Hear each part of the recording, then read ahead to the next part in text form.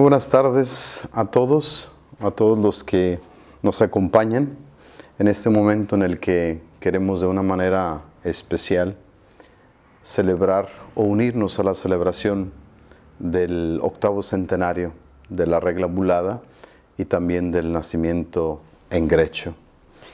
Y con mucho gusto he aceptado esta invitación a formar parte de este breve itinerario en donde nos hacemos acompañar de los capítulos de la regla bulada. Y hoy vamos a reflexionar, a detenernos en el capítulo 7º de la regla bulada, que en mi opinión merece un poco detenerse sobre el contenido o la esencia de la regla bulada. Yo sé que el Padre Sergio tuvo a bien abordar la introducción de la regla bulada. Sin embargo, para hablar de este capítulo 7º, es importante que recordemos un par de elementos que nos van a ayudar a entender este capítulo 7º. Recordemos, la regla bulada es fruto de una petición a nuestro Padre San Francisco. Es decir, él estaba más que convencido que la regla era una vida, es decir, lo que había que imitar era una vida, no una norma. Y esa vida era el Evangelio, porque nosotros sabemos muy bien que el Evangelio no es una crónica, no es una biografía, es sobre todo una vida. Y esta vida es la de nuestro Señor Jesucristo, de quien Francisco estaba profundamente enamorado. Entonces, es importante subrayar que Francisco parte de este principio. Para él no había necesidad de una norma cuando se tenía una vida que imitar. Y esa vida a la que había que imitar era precisamente del Señor, que repito, él estaba no solamente profundamente enamorado, estaba locamente enamorado de su Señor, de nuestro Señor, del cual él se proclamaba su heraldo, su mensajero.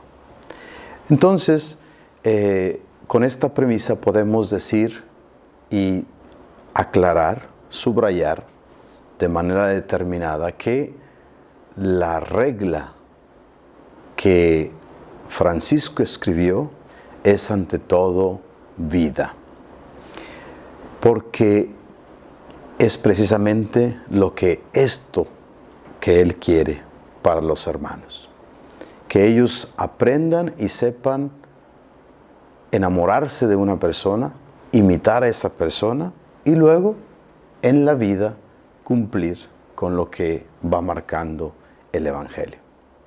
Entonces, podemos decir, la regla al final es una ley, es una norma que cumplir o es una vida. Al final podemos decir con toda tranquilidad que la regla bulada en todo su contenido es una vida a la que sobre todo y principalmente nosotros, los hermanos menores, estamos llamados a imitar. Pero estamos llamados primero sobre todo a tener un encuentro con esta vida. Como ustedes pueden ver, los tiempos que corren hoy no son precisamente los tiempos en los que las personas con facilidad se adhieren a una norma. De hecho, si queremos hablar de estructuras en crisis hoy por hoy, podemos decir que son precisamente las estructuras que ponen de por medio normas que cumplir. Y así podemos enlistar tantos ejemplos. Bueno, al hablar de la regla bulada de nuestro seráfico Padre, podemos tranquilamente decir que nosotros no estamos aquí para cumplir una norma. Nosotros estamos aquí ante todo para imitar una vida que nos invita, que nos llama, que nos ha llamado, que nos sigue llamando fuertemente a un encuentro personal, a un encuentro personal en donde este encuentro íntimo, profundo con un otro, y ese otro es un otro con mayúscula, que es con el mismo Señor, entonces, respondiendo en profundidad, con determinación y con amor a este llamado, pues lógicamente la regla, la norma, viene prácticamente superada o hecha a un lado para imitar una vida. Entonces, convencidos pues de que la regla obulada es ante todo vida, podemos así pasar a lo que sería el contenido del capítulo 7. ¿Y por qué era importante subrayar el elemento vida de la regla obulada? Bueno, pues porque el capítulo 7 trata precisamente sobre la penitencia, o sobre el modo en el cómo se había de dar penitencia a los hermanos que caían, a los hermanos que experimentaban en su vida el pecado. Entonces, el capítulo 7 toca de una manera muy profunda el elemento de la penitencia, el elemento de cómo se habría de actuar con los hermanos que habían pecado y de cómo se habría de actuar en relación a la penitencia con estos hermanos que habían pecado. Entonces, nosotros tenemos que partir para hablar de penitencia, para hablar de pecado, para hablar de la experiencia del pecado y para hablar de la necesidad de un momento de reconciliación, de un momento de arrepentimiento y por lo tanto de un momento y de un proceso y de un camino de penitencia en base a la conversión y al arrepentimiento, pues es necesario no olvidar que nosotros estamos ante todo en la experiencia de un encuentro personal. Y recordemos, este encuentro personal es un encuentro encarnado, porque Francisco esto es lo que hace. Francisco encarna el Evangelio. Es decir, él, su carne humana, la une a esa carne humana divina de su Señor, al que tanto ama. Entonces, lógicamente, totalmente enamorado, totalmente encarnado, totalmente envuelto y involucrado en esta carne del Evangelio, en este verbo de Dios hecho carne, expuesto y netamente dado a nosotros en el Evangelio, lógicamente para Francisco pues es total amor, total experiencia de amor, para entonces así poder llegar a una aplicación concreta y evangélica del capítulo 7 de la regla obulada. Entonces, podemos con toda tranquilidad también decir que de una manera particular es el capítulo 7 el que encarna el corazón del Evangelio. Y el corazón del Evangelio es la misericordia, porque Dios es ante todo misericordia. Entonces, Francisco, que ha encarnado el Evangelio, quiere ante todo que después de que el hermano ha experimentado la caída, el pecado, antes de experimentar un momento de penitencia, un momento de afrontar con la penitencia la consecuencia de su pecado, experimente sobre todo la misericordia. Entonces, a mí me emociona mucho pensar en este capítulo 7 y cuando me di a la tarea de profundizar en este capítulo, realmente dije sí, definitivamente, este capítulo encierra la esencia del Evangelio, porque el Evangelio es ante todo misericordia. El Evangelio es ante todo encuentro íntimo y personal con Dios con nuestro Señor. ¿Y todo para qué? Todo para que experimentemos amor y misericordia. Entonces, San Francisco, esto es lo que quiere para los hermanos. Es decir, para aquellos hermanos que han tenido la desgracia de experimentar el pecado, quiere que el hermano, acudiendo a las instancias, porque recordemos, Francisco es ante todo un hombre de iglesia. Él es un hombre totalmente obediente, totalmente amante de estar a los pies de la doctrina de la Santa Iglesia del momento y por lo tanto bajo la mirada y bajo la directriz y la potestad del sumo pontífice del tiempo, del Papa del tiempo.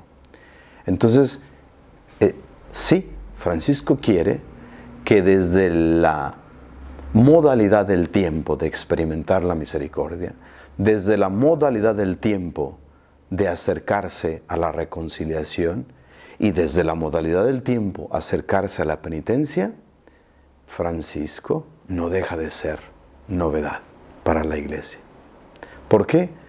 Porque él, siendo un hombre de Iglesia, obediente a la Iglesia, obediente a las directrices del modo de acercarse al sacramento de la penitencia y de asumir la penitencia, él quiere que sobre todas las cosas el hermano experimente la misericordia de Dios. Aquí conviene subrayar un poquito la modalidad de la penitencia del tiempo. Recordemos,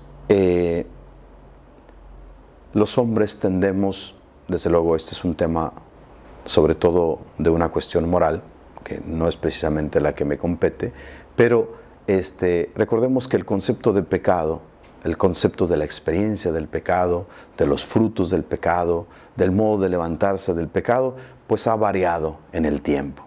Y la moral, lógicamente, no deja de también encontrar extremos en nuestra forma de comportarnos y en nuestra forma de ver el pecado del hermano o nuestros mismos pecados. Claro que esto tiene sus variantes en el tiempo. Sin embargo, conviene un poco ubicarnos en la concepción del pecado, más que moral, sobre todo en el contexto histórico del pecado, en tiempos de San Francisco, y cómo es que venía la penitencia en base al concepto de pecado en este tiempo. Porque el fiel, o en este caso el hermano que experimentaba el pecado, pues pronto tenía que acudir, de inmediato tenía que buscar la forma de reparar su pecado.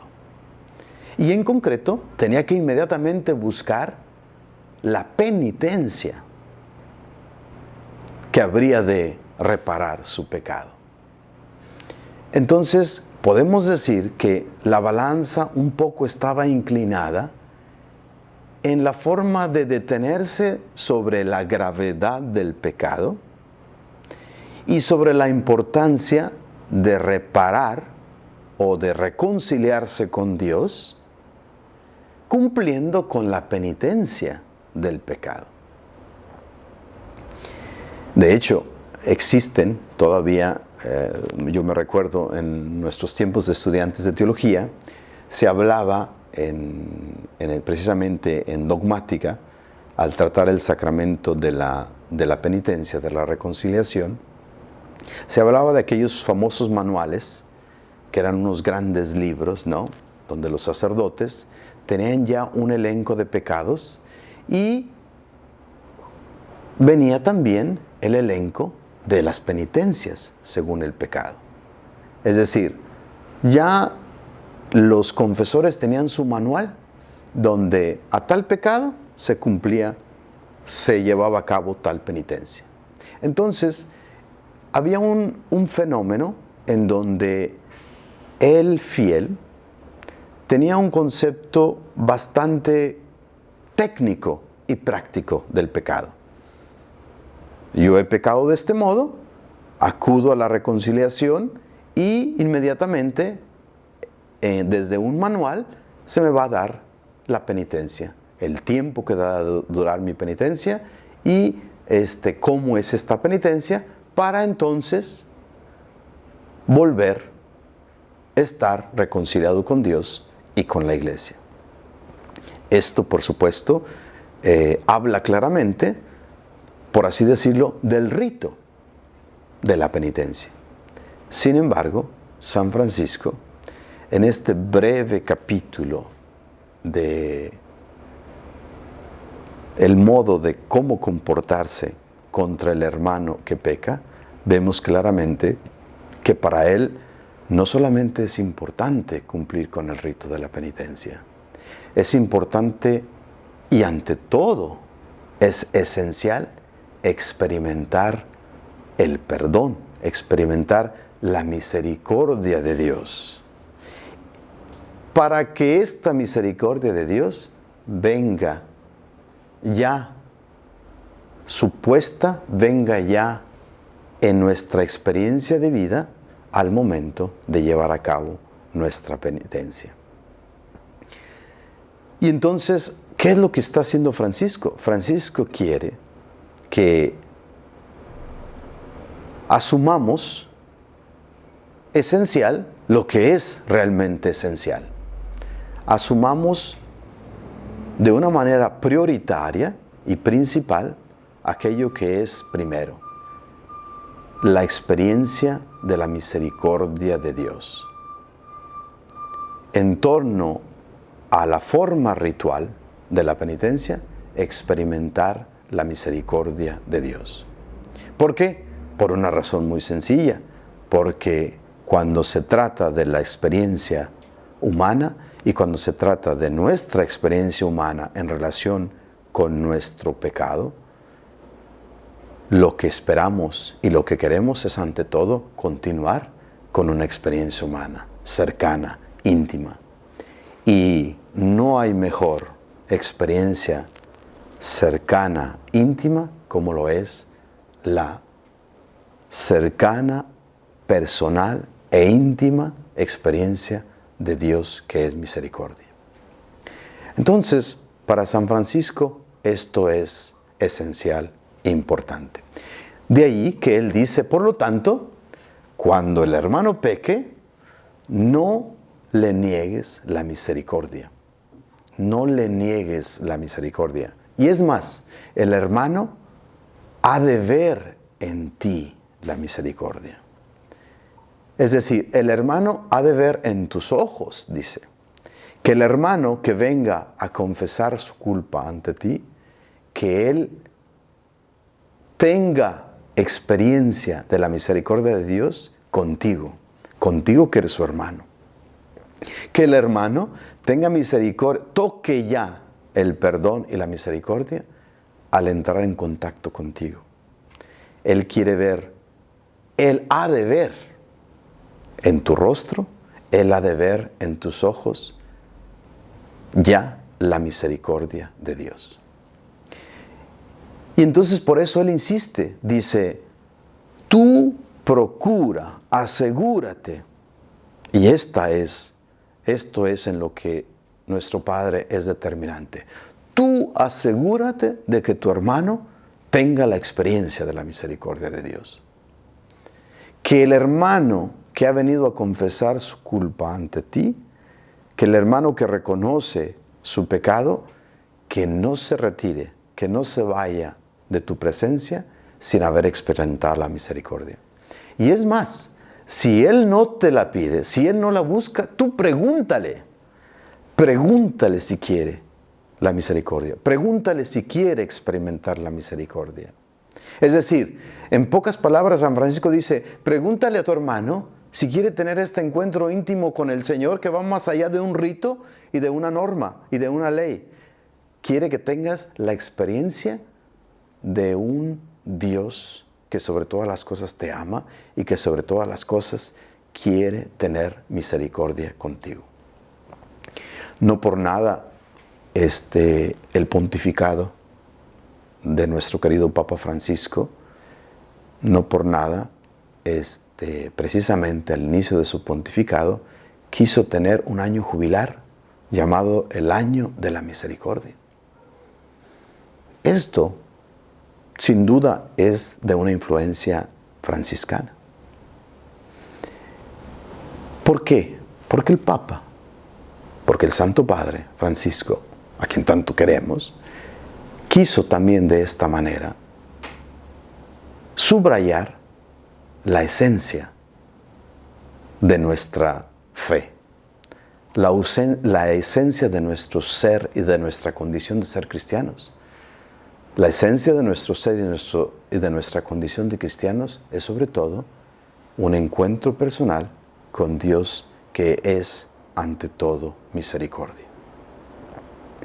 Y entonces así como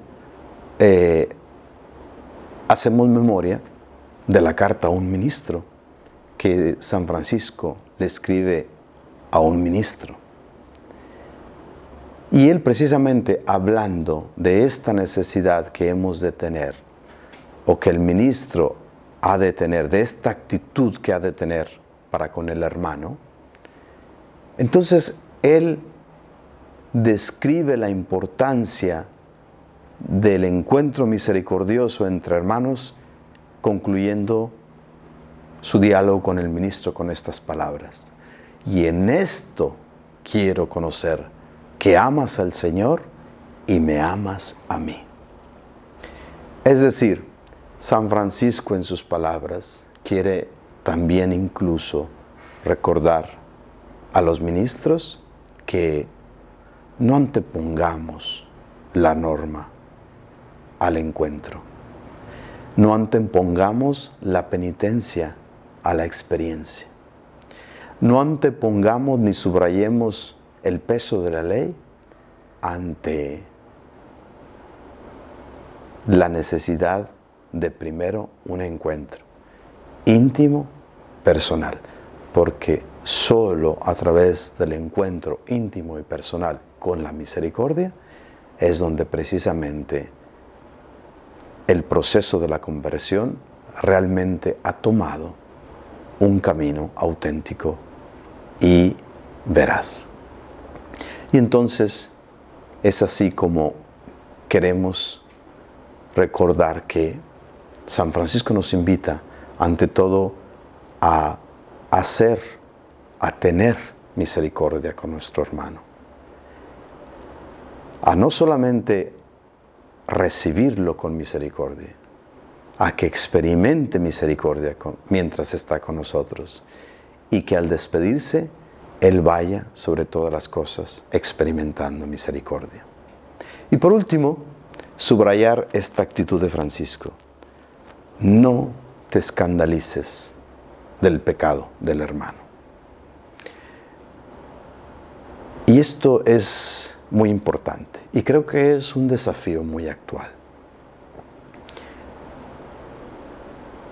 Nuestra espiritualidad franciscana por excelencia es una espiritualidad que abraza al hermano sabiendo que nunca es superior la misericordia de Dios a su pecado. Y que yo en mi relación y en mi responsabilidad de abrazar al hermano que ha pecado con misericordia, nunca puedo pensar que su falta es más grande que el abrazo misericordioso del Señor. Y por lo tanto, nunca debe haber un pecado tal que me escandalice a tal manera de no poder hacer al hermano asumir, abrazar la misericordia de Dios, que es mucho más grande que cualquier pecado. Muchísimas gracias. Continuemos con este itinerario con el cual queremos profundizar esta loable iniciativa de hacernos acompañar en este jubileo con la regla bulada y los 800 años del nacimiento de Grecho.